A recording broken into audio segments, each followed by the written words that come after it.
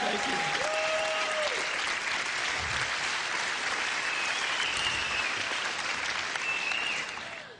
All right.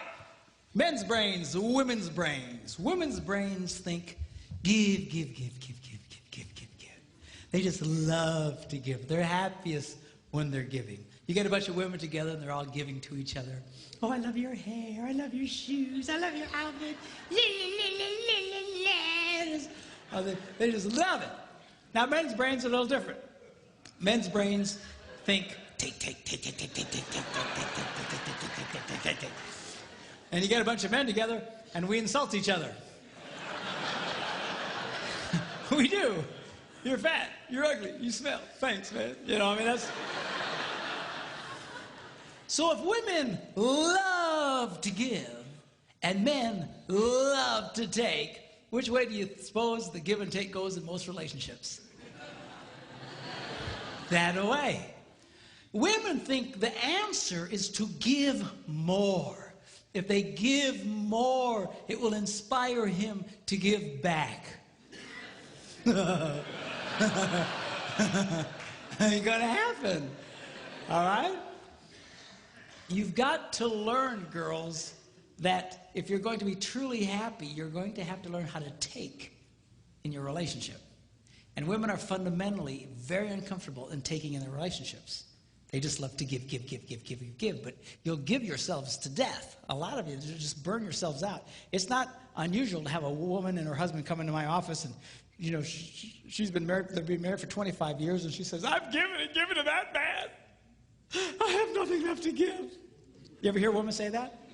I have nothing left to give. They're burnt because they've just given so much. Then you look at the husband and he goes, I thought we had a good marriage. I go, because it's been great for him. She's given, he's taken, this rocks. All right? So now, girls, I'm going to show you how you can take advantage and change that flow in your relationships. I'm going to show you how you can get a man to do what you want him to do. All right? Now, when I first say that, all the girls go, yes. And all the boys go, you sold me out, man. You sold. But be cool, because the guys like this part. It's the women who hate it. I get more static from women over what I'm about to tell you because fundamentally they hate taking in relationships. They think that he should just, just give on his own. He should just give. They're hoping, when I say get a guy to give to them, they're hoping I'll say, bad guy, bad, bad, bad, you need to give more. And that's what a lot of these people do in some of these seminars. They beat up on guys, you need to be more. No, the real key, I think we've established it doesn't work, okay? The real key is to change the woman's perspective and empower you because you, in fact, have the power to change this. But a lot of women have been so affected by over-romanticized concepts in marriage that they don't understand this. They really think that if he really loved me, this would all just happen automatically. If he really cared about me, la la la la la la la la la la. A lot of women really struggle with this concept because they tend to live in this false romantic fantasy land.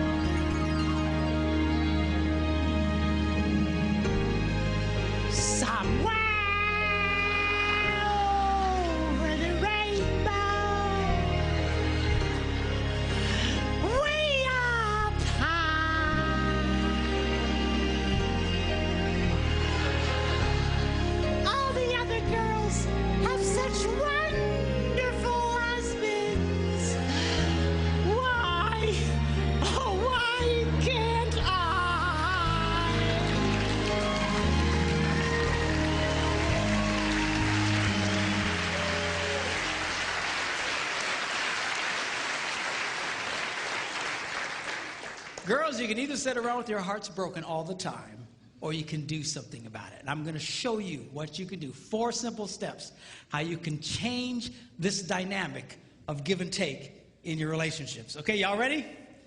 Here we go. Number 1, how to get a man to do what you want him to do.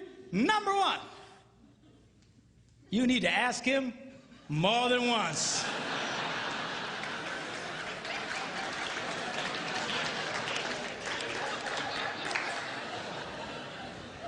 Asking a man to do something once is like never having asked him to do it at all. Why is that? Men are always in such a take mode. We're constantly take. We compete taking. We're in business taking. We're just take. We're just in this take mode. And all of a sudden, his wife will say to him, honey, will you do such and such for me? And his left brain says to his right brain, you hear something?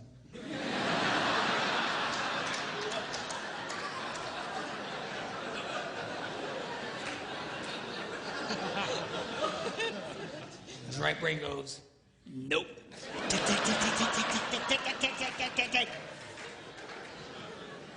It takes more than once to get through to the boy. Now, a lot of women, they think that, that their husband, they're holding out on them. That we are sitting there intentionally not doing what he asked us to do, just because we're full of hate. But I promise you, when you asked it, it went in one ear, spun around his nothing box, and shot out the other one. And he's doesn't remember jack about what you said. Now, when I was first studying this, I thought, this can't possibly be true. This has got to be inaccurate, because I'm married to a woman who has no problem asking me more than once. She said, honey, will you do such and such for me? I go, no. Come on, sweetheart, do this for me. No. Come on. She's got the thing, she pats my cheeks. You're such a good husband. Do this thing for me. Okay, then I do it. So when I was first reading this, they were saying women only like to ask one time. I thought that can't possibly be true. And I remember I was in a church in Green Bay, Wisconsin at the time. I was one of several pastors at a large church there. And I before service started, I thought, I'm going to ask some ladies, because this can't possibly be right. So I quick came up to a lady. I said, let me ask you a question. She said, yeah. I said, do you have a hard time getting your husband to do stuff for you? She goes, Pastor, you have no idea. She says, I asked that man to paint the ceiling. That was back in October. It's March. He doesn't do it. He walks in every day. She's just getting mad telling me about it, okay? And I said, okay. I get it. But let me ask you a question. Because remember, I want to prove what I've just been reading wrong. I said, let me ask you a question. How many times did you ask him to do it? And she stared at me like a dog at a new dish.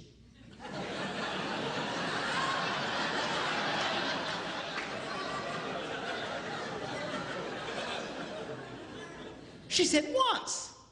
I was stunned. I says, why wouldn't you ask him more than once? She says, I shouldn't have to. I said, you might want to try that. I got away from her. Went to another woman. I said, come here. And she says, what? I said, let me ask you a question. Do you have a hard time getting your husband to do stuff for you? She says, Pastor, you have no idea.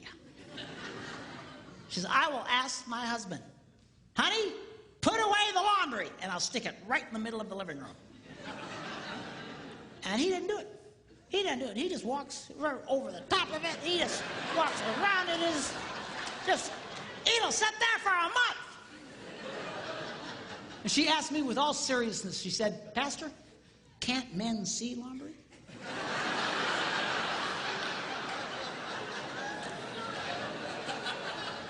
I said, yeah, we can see it. Just doesn't mean a whole lot to us. So she's just getting angry. Just tell me about it. So I said, okay, yeah, I get it. But let me ask you a question. How many times did you ask him to do it? And that same startled look. Once. I was amazed. I said, once? Why wouldn't you ask more than once? I shouldn't have to. Time was running out. Church was going to start. And I grabbed another lady real quick. I said, come here. She says, what? She said, do you have a hard time getting your husband to do stuff for you? She says, Pastor, you have no... Apparently I'm a complete idiot because I have no ideas. But, you have no idea. And she goes on to start living out the horrible transgressions of her idiot husband. And I asked the same question. Okay. But how many times did you ask him to do it? Once. I said, why? Why wouldn't you ask more than once? She says, I shouldn't have to. Ladies, are you listening to me? You have to.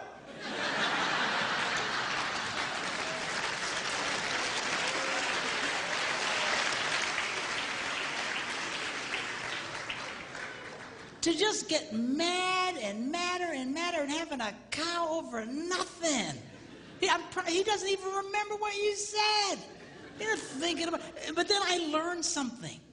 The reason women find this so offensive is because really, they don't want to ask the first time. It's true, you little sinners.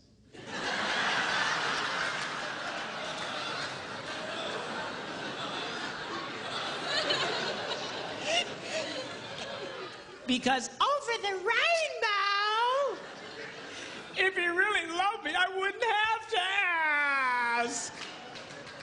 Well, come on. Just ask him again. Ask him again. What's the big crime here? You know what it is you resent the fact that he's resistant to do it, because not only do you want him to do it, you want him to want to do it. You do.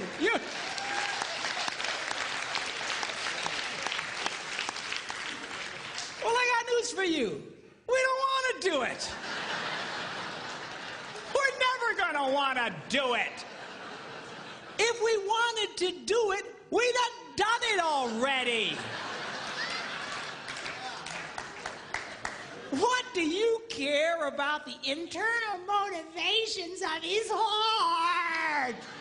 Stop! So he does it. I'll finally do something my wife wants me to do. I don't want to do it. I don't do it. And she just... because she's getting something out of me. What's with this? Always analyzing the internal motivations of the guy's heart. I mean, getting yourself all kinds of trouble. I was in Germany some months ago doing some seminars for the troops who were rotating out of Iraq with the army. This one lady tells me, she says, you know what? She says, my husband, if there are dirty dishes in the sink, he cleans them and puts them away.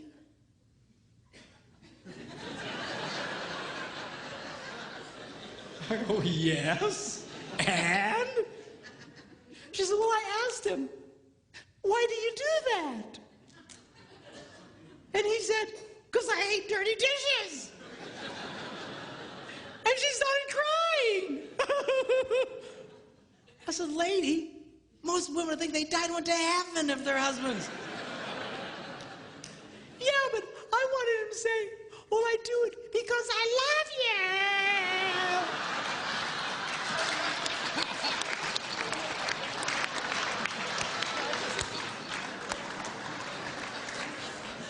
Who cares why he does it? Seriously, you've got to let up on this stuff. Leave him alone. Who cares what his motivations are, what his desires? I'll tell you what most men's desires are, is to do nothing. Okay, have we established that? So get him doing stuff for you. Who cares why he wants to do it in his heart? Number 2. You need to ask him the right way. Now, what does that mean? That means don't insult the boy. A lot of women think they can use insult as a way to motivate a man. Like, what are they smoking? What is... not gonna work. What's the matter with you? You some kind of idiot. What's the matter with you, a man? Can't you do... What's the matter with you? Can't you pick up the laundry? No, I can't. Don't insult. Do you know why women do that? Because it would work on them. If you insulted a woman, if you embarrassed a woman, she would change. She would do something about it. But you embarrass a guy, you insult a guy, we don't care. We just become more resistant. He's not a woman. Okay? Don't insult the boy. Insult is not a motivator for a man. All right? Number 3, you need to train him with positive reinforcement.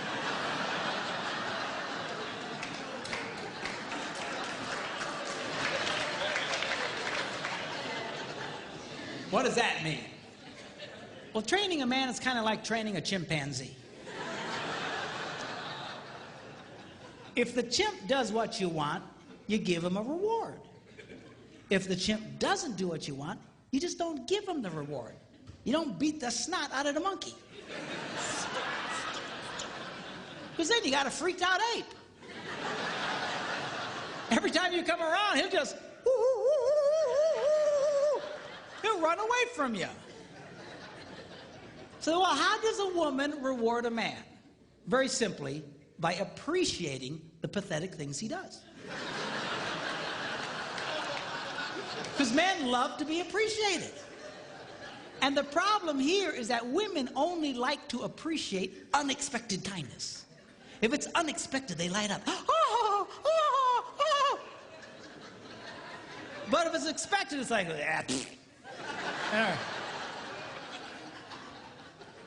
You know, seriously, I mean, that's, in the beginning of your relationship, that's how he got you to fall in love with you in the first place.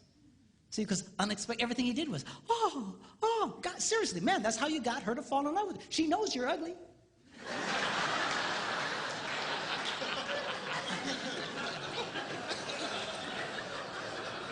How do you think you got such a beautiful woman like that? Because you were nice to her and everything was, But after 32 years, it's hard to come up with unexpected, man, I'm telling you. But the more you appreciate the kindnesses that he does, the more he wants to do it. Men respond. Men, I'm telling you, they love to be appreciated. Now, give you an example. I was at home, and I had a dirty dish in my hand. I was by myself, and I'd actually gotten trained to the point I could put it away in a dishwasher. And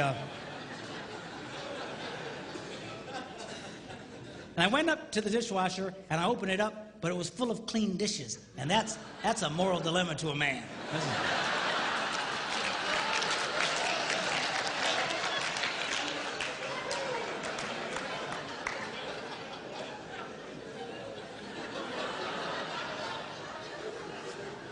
So it finally dawns on my little brain, empty the dishwasher. So without being asked, I emptied the dishwasher and I put everything away. And then, of course, I stick around because I want to see what happens. Why? Because I love to be appreciated. So my wife comes home. She's la, la, la, la, la, la, la, la. She goes over to the dishwasher and goes, you emptied the dishes. And she goes, you're such a good husband. and I eat it up.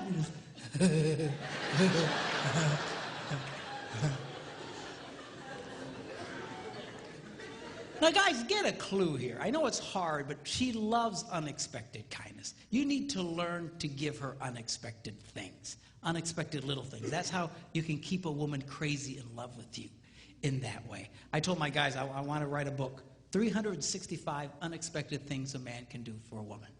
And I thought about it and I went, 52 unexpected things. We're going to do that every day. You know, what was I thinking? You know.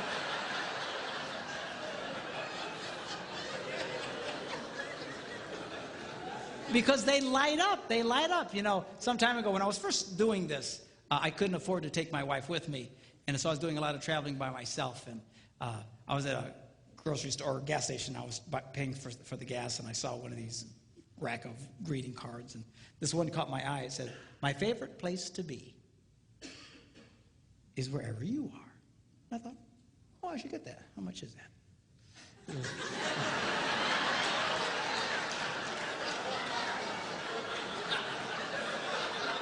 Do you hear these women? I mean, the minute I did, oh, you ruined it! You just ruined it! It just, what was the motive of your heart?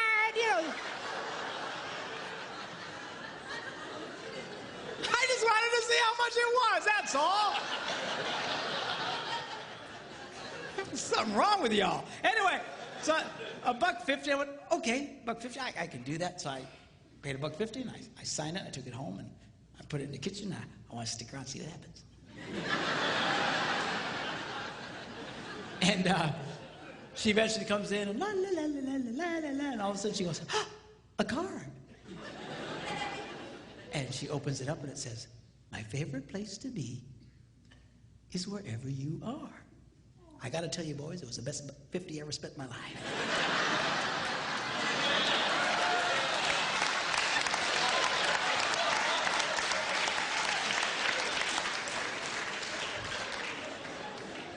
But we'll talk more about that tomorrow. Okay, now.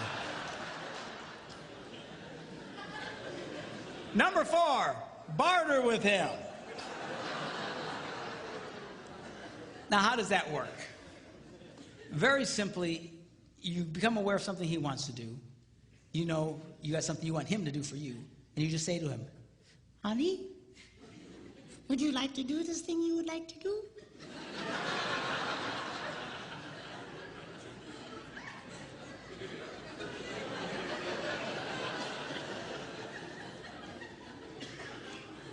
Yeah.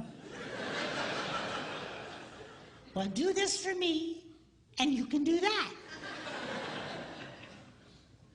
What's the catch? There's no catch. So now he's doing it. It's a trade out. It's just, you know, so guys like this thing because we know what the rules are.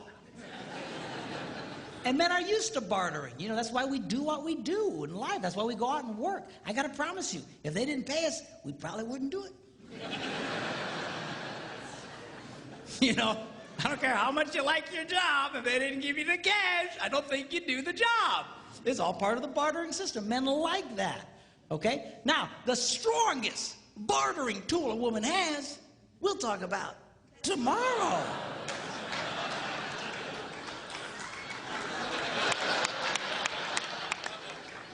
Oh, that's terrible. I had one lady say to me, doesn't that make me a prostitute?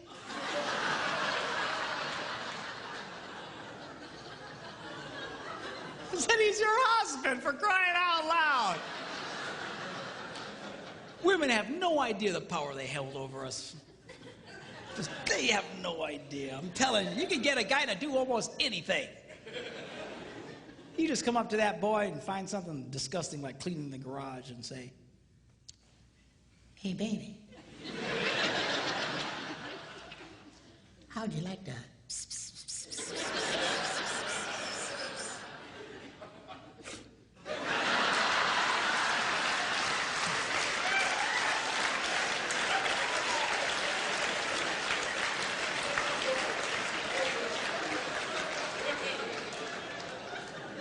Why, yes, I would.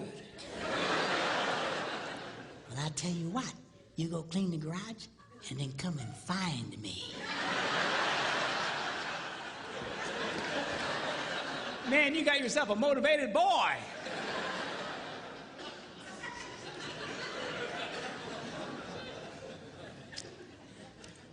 I was listening to Dr. John Gray talk along these lines. He's the guy who wrote that book, Men Are From Mars, Women Are From Venus. Really a brilliant guy. And he was telling the story of how his wife came up to him and said, John, take me to the opera. And he said, I don't go to the opera.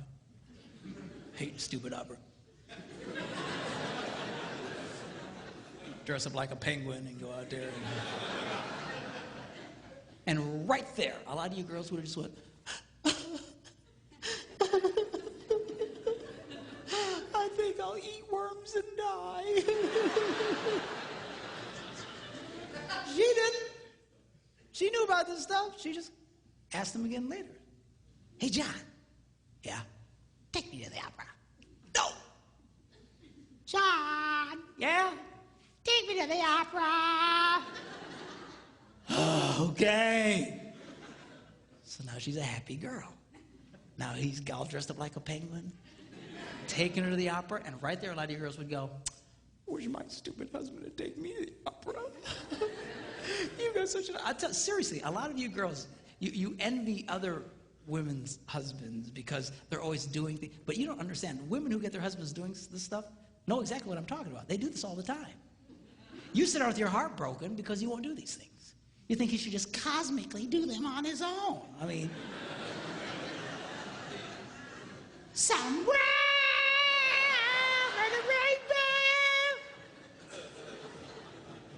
So he takes her to the opera, endures this mind-numbing experience. On the way home, she's holding his hand, just lit up. And he says, when we got home, I pulled into the garage. As soon as the garage door closed, she reached over and grabbed me and made love to me right in the car in the garage. I assume they weren't driving a subcompact.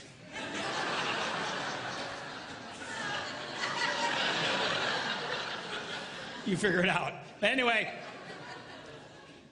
So anyway, the next morning he gets up early and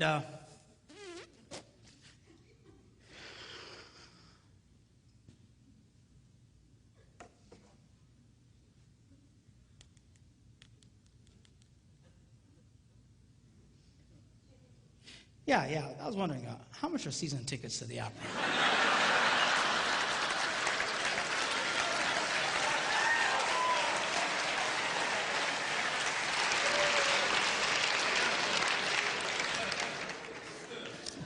Men's brains, women's brains.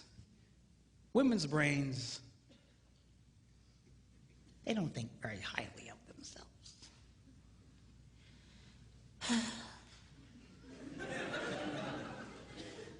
I'm too fat. I'm too tall. I'm too oily.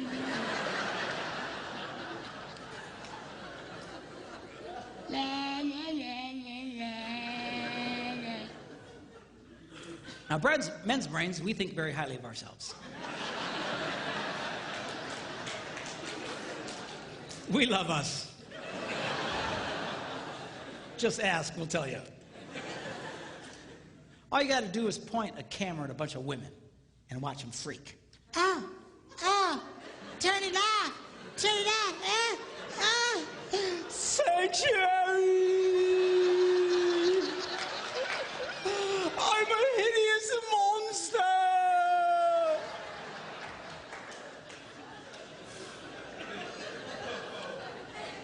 Point a camera at a bunch of guys, what do you get?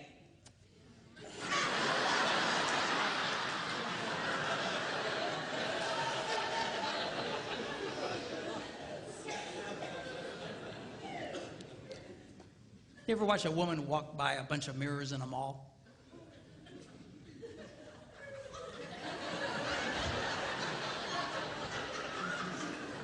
You ever watch a guy?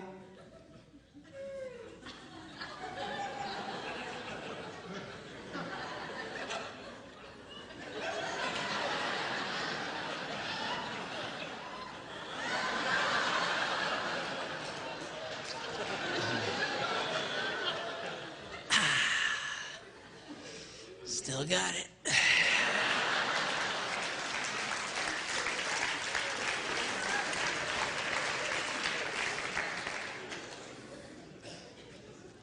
A lot of women, they give me such a drag because their husbands try to be nice to them and compliment them and be, nah, don't say that, nah, I'm ugly, nah. And you know, why do you do that? Here's a secret. You want him to like you. Why are you pushing him away? And it's, you know, that's such a drag. Ladies, do you know there are 3 billion women in the world who don't look like supermodels and only 8 who do?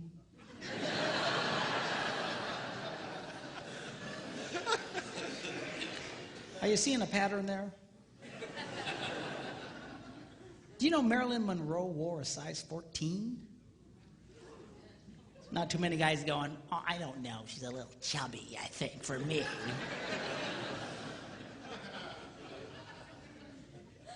Did you know if Barbie were a real woman, she'd have to walk on all 4s?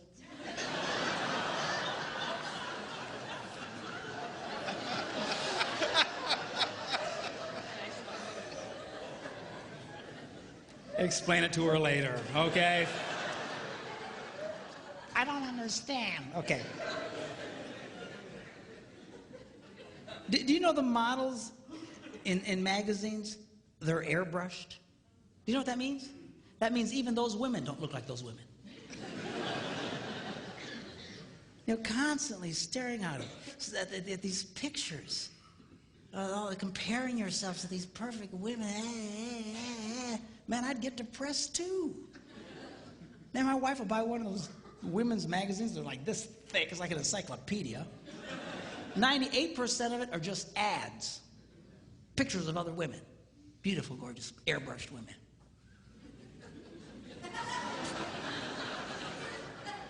Good night. Do you know 1 out of every 4 college-age white girls has an eating disorder? Can I be politically incorrect here? You know who really has a problem in this area? You white women. It's a documented fact. Women of color generally don't have this problem. You ever see Hispanic women? They walk around like they own the world.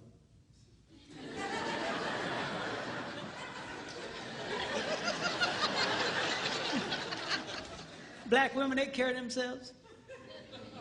What are you looking at?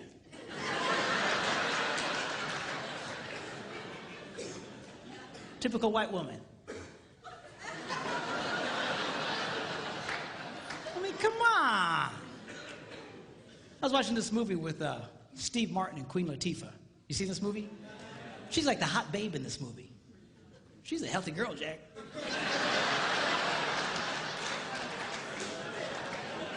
She's all over the place. But you know what? She came across as very sexy in that movie.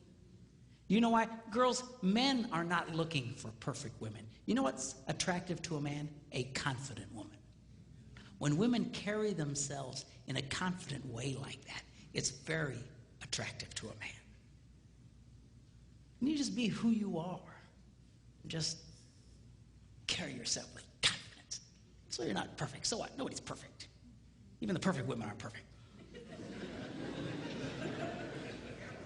Now, tomorrow, I'm going to be sharing with you when we do our little talk about sex. I'm going to be reading from one of the most amazing books. It's one of the most ancient books about sex. And it's in the Bible. It's called the Song of Songs, or the Song of Solomon. And it's a very sexual book. A lot of people miss it because they're very poetic. They talk about pomegranates and bloom and secret gardens. And people go, man, people sure are into gardening. What's the deal here? You know, just... No, it's not gardening, okay? It's about sex. We're going to look at that tomorrow. But tonight, I want to just take a quick look at halfway through this book. He describes this woman that he's absolutely crazy about. I want you to see his description of her. He says this. He says, how beautiful your sandaled feet, O prince's daughter. So apparently she had great feet. Your graceful legs are like jewels, the work of a craftsman's hand. So she had great feet, great legs. Your navel is a rounded goblet.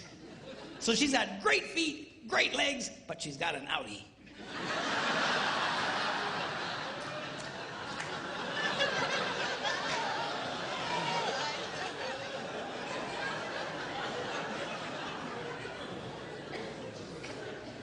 Your waist is a mound of wheat.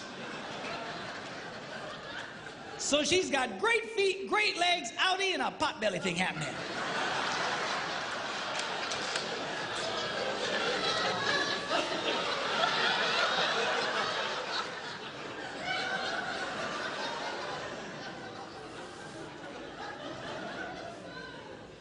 Your two little itty-bitty breasts are like two little itty-bitty farms.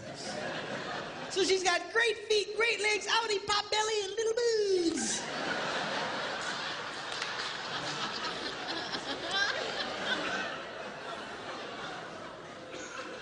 Your neck is like an ivory tower.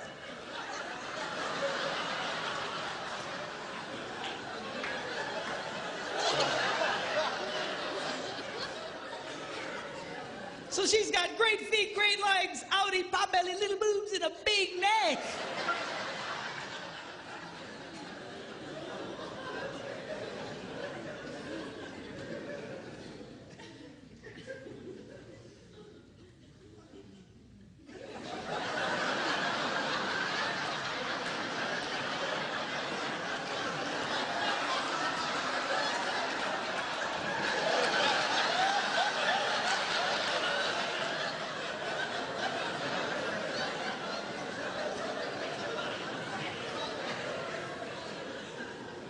Your nose is like the Tower of Lebanon. In fact, I think they can see it from Lebanon.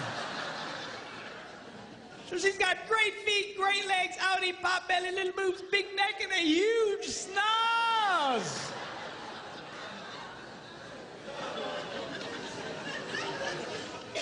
What does he say about her? He goes, oh, how beautiful you are.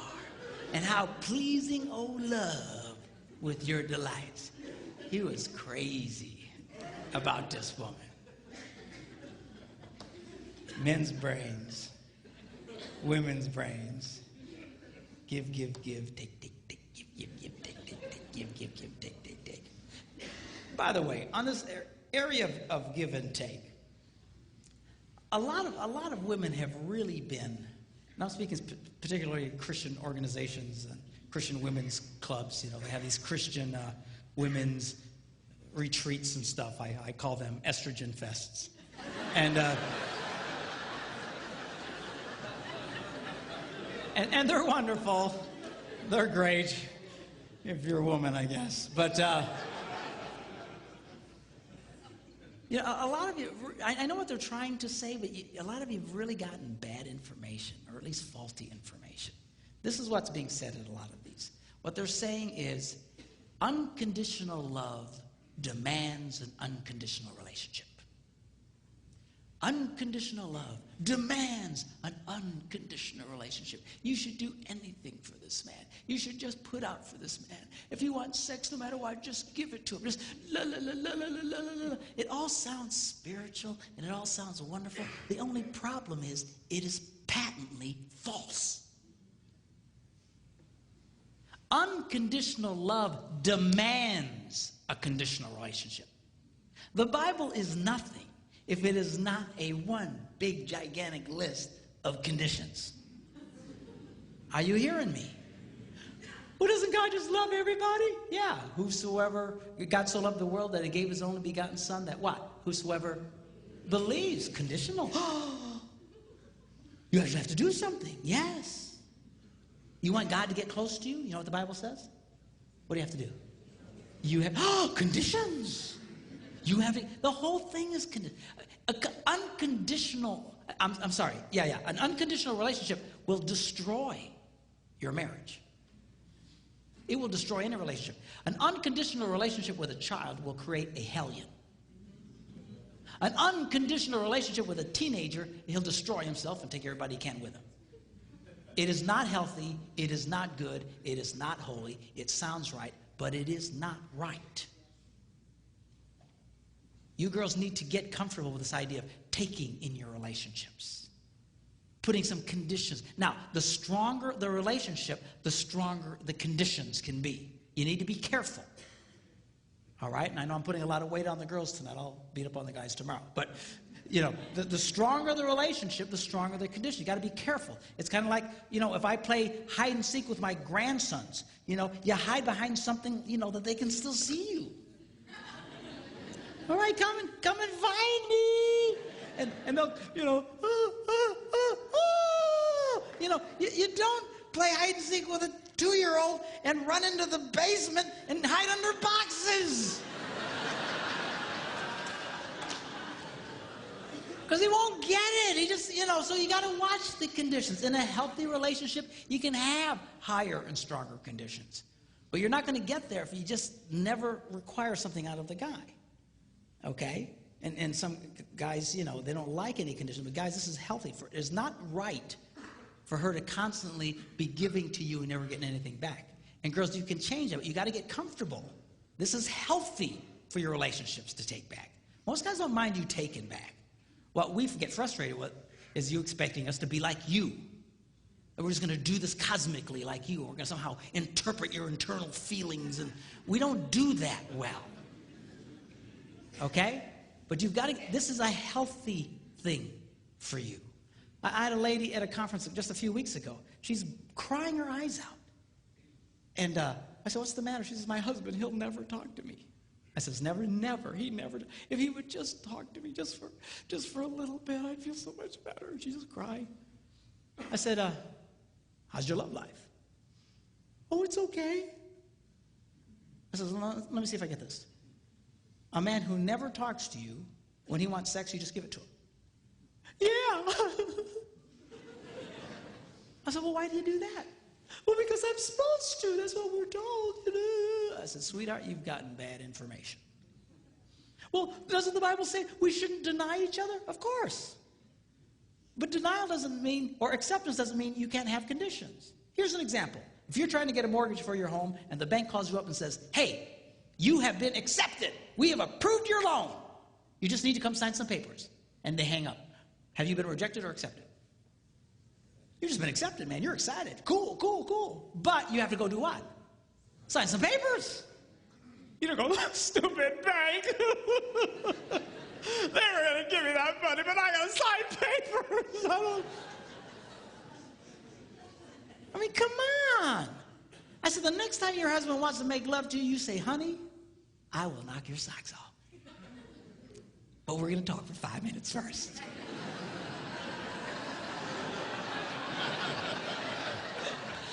That's fine. That's healthy. You can do that? Yeah, you can do that. And most guys don't mind. You know, again, get us in that position. Start taking back from us. But again, you got to be careful. You got to be careful. If your relationship's real weak, you can't be demanding real heavy things. The stronger the relationship, the tougher you can be. Here's an example. My wife, we have a very good relationship. All summer long, she's been telling me to kill the spiders in the house and in the garage and the outside around the house. We live near water, and spiders love water, and there's spiders everywhere. And I went and bought the poison and stuff to kill them, but I didn't feel like doing it.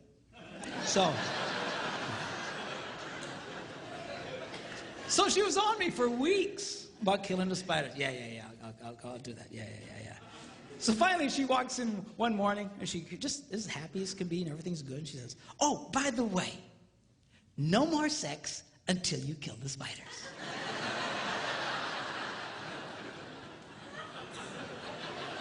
And she walked away.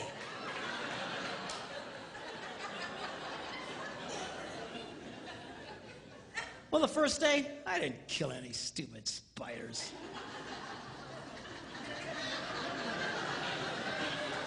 Second day, I didn't kill any stupid spiders. Third day, I'm killing every spider within miles of the place. I was killing spiders. Die, you stupid spiders! I sprayed our house. I sprayed the neighbors' houses, man. I sprayed every...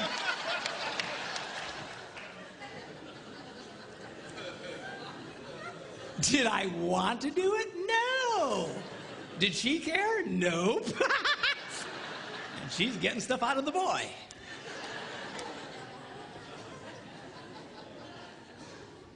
Men's brains, women's brains. In closing, I want to talk to you about how men's brains and women's brains are portrayed in movies. You have guy flicks and you have chick flicks. Now, a guy flick is only a guy flick as long as somebody is dying.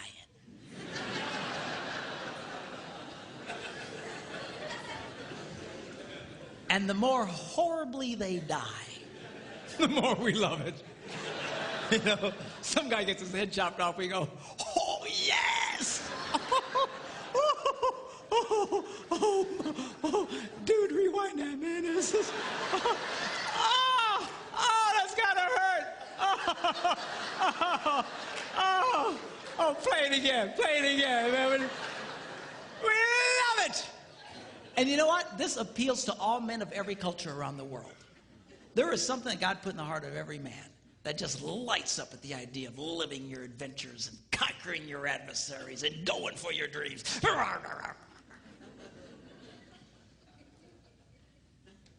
You see it even in the smallest of boys, you girls that have little boys, you know what I'm talking about. They're always doing something dangerous. Stop that, you're going to poke your eye out. That's the point, Mom. If you can't lose an eye, what's the point of playing?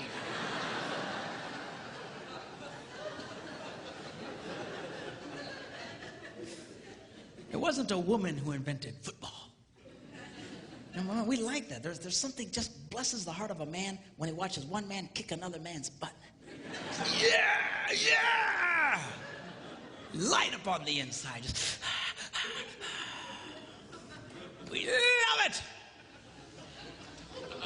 I believe God put that in. I'll tell you can't possibly read the Bible and not see that God is a first-class, number one, grade A butt kicker. Not a chance. Even at the end of the Bible, it says someday Jesus is going to come back and he's going to be riding on a white horse and his robes are going to be dipped in the sweetest perfume that he got from Bath and Body Works. Is that what it says? No. Robes are going to be dipped in what? Blood. And all the men go, oh, shit. Oh, dude, blood. That means somebody's going to get their butts kicked. We love it. Now, women's movies, chick flicks, are a little different. Chick flicks are about connecting the wires.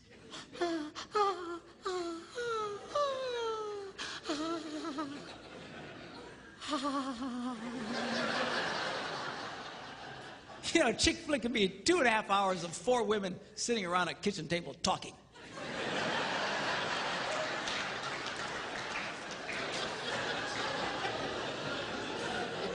And she'll be watching it going,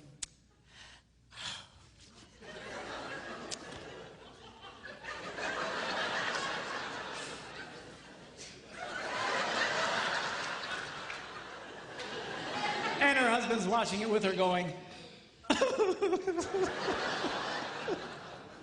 want to kill myself. This is stupid movies. But she just loves it. And these movies, they appeal to all women of every culture in the world. Why? There's something God put in the heart of every woman that says, connect the wires, connect the wires. It's all about relationships. It's relationships. One of the reasons why married men make more money than single men is that married men become more skilled in their relationships and become more successful in life. They become more valuable to their employers. Because when a man marries a woman, he's marrying a handbook on relationships. It's true. It's absolutely true. Single men remain as they came into the world, clueless.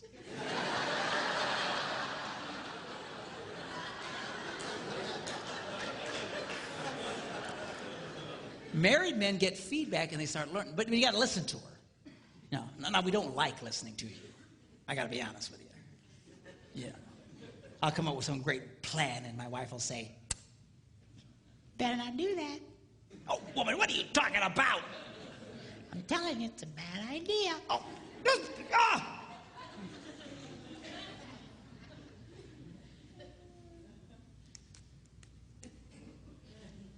Yeah, you guys. Yeah, we better not do that.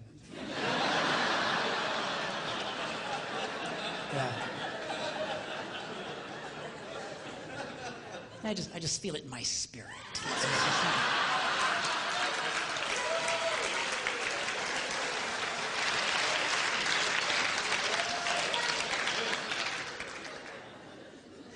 Now, as different as the chick flicks and the guy flicks are from each other, there is one theme they both share that is the same, and that is this: the hero always goes back for the girl.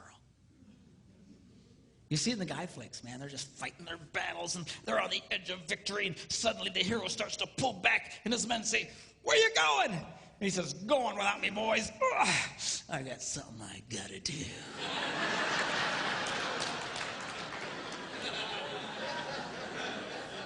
And at great risk to himself, he goes back for the girl.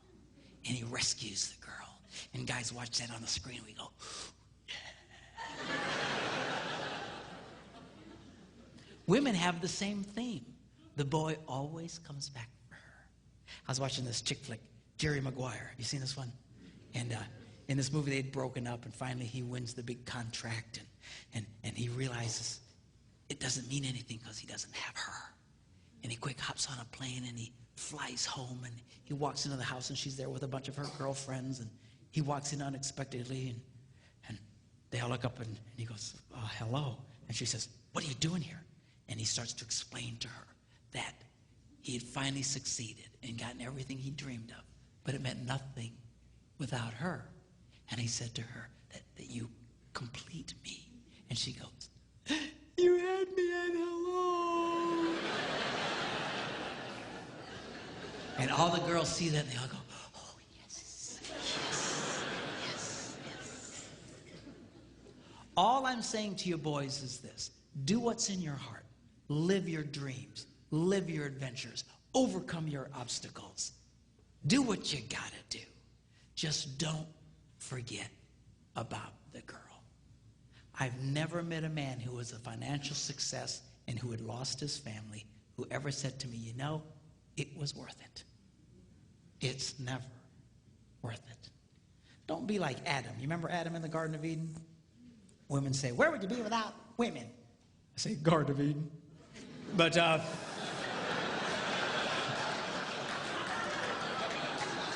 it's just a joke. I know it's not fair. Really, Adam's job was to guard the garden, to take care of the garden. He fell down on the job. When that serpent came around, he should have kicked that thing out on its butt. I don't know if serpents had butts. But they don't now. When God takes care of you, man, I'm telling you, lose your butt altogether.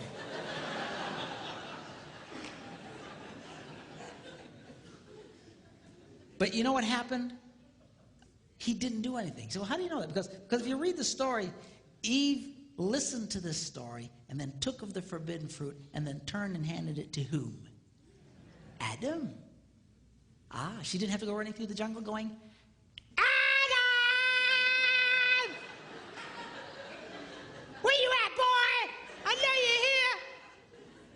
He was right there the whole time. He said nothing. He did nothing. Do you know why? Because he was a coward. He was a coward and the father of cowards. Of men who claim to be men, but they're no more men than the man in the moon. They are spineless jellyfish, impersonators, who are afraid to engage their wives, afraid to engage their children. You, sir, are no man. Don't be like that, Adam. You need to be like the second Adam. You see, the Bible refers to Jesus Christ as the second Adam. The first Adam messed everything up. The second Adam set everything straight. And at great cost to himself, he came back for the girl. He came back for you and for me. That is a man. You need to be like that. Live your adventures, yes. Go for your dreams, yes. Overcome your obstacles, yes, yes, yes. Just don't forget about the girl. Don't get so caught up in your puking little life you forget about her. You start working too late at some point, you just stand up and start heading for the door. All the guys will say, hey, where are you going? Just say, go on without me, boys. I got something I gotta do.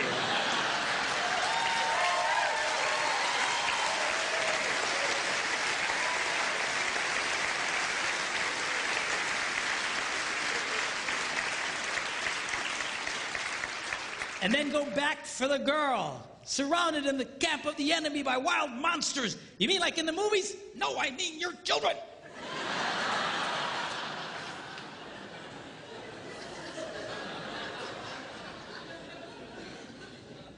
All I'm saying to you is do what's in your heart. It's in the heart of every man here, and it's in the heart of every woman here. Don't forget about her. Don't neglect her. Do what you need to do, but make sure that you go back for the girl. Are you glad you came tonight?